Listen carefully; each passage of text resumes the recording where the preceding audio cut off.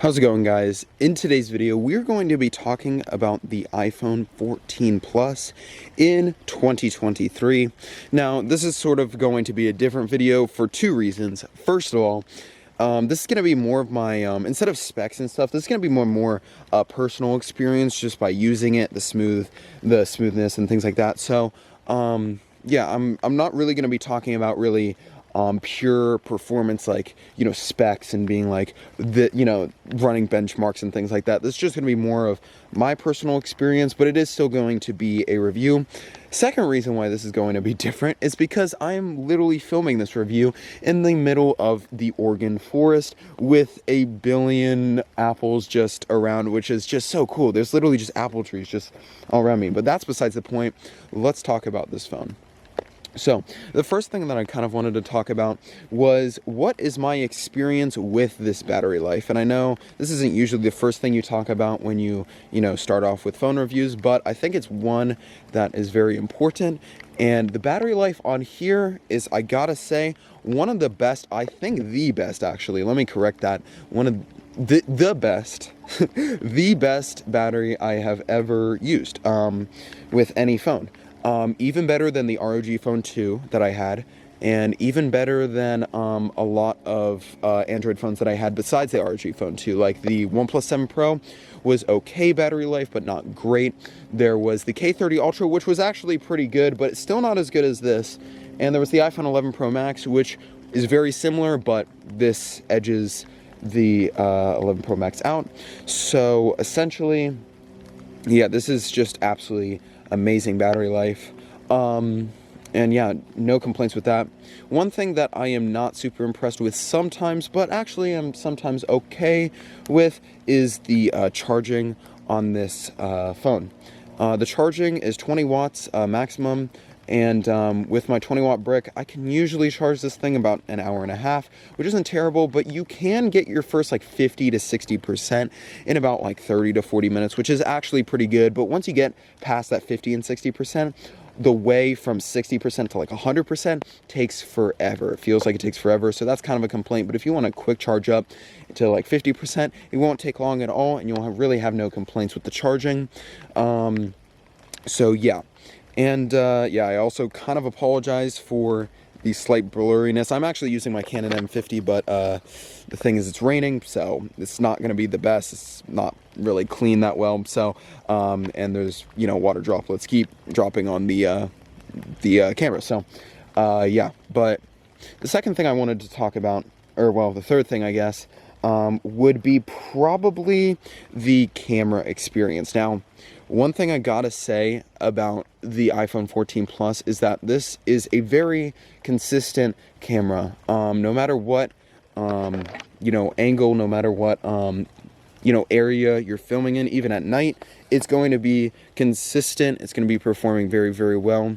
Now, the one thing that I don't really like about it is that the iPhone 14 Plus cameras don't have a lot of personality. The thing that I like about a lot of other Android manufacturers, such as the OnePlus 7 Pro, K30 Ultra, the new Galaxy series, even though that's not my thing, it at least has a personality.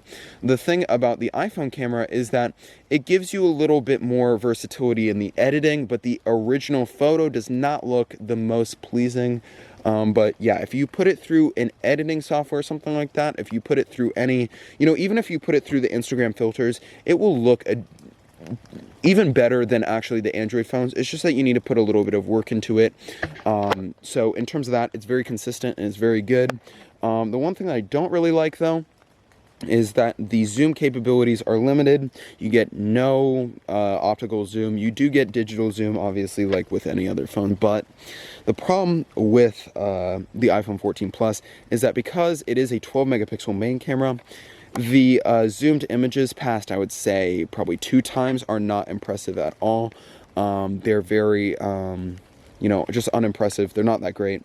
And I think it's partially due to because, yeah, just no optical sensor. But also, I think they could just maybe lessen the sharpening a little bit. I think they do a little bit of too much over sharpening, but that's just my opinion maybe. I don't know what your guys' experiences are, but please let me know, because I'm curious, you know, what other people's experiences are with this phone in terms of the camera and everything else. If you have any comments about, you know, what I said, you know, about this phone, then you know, comment.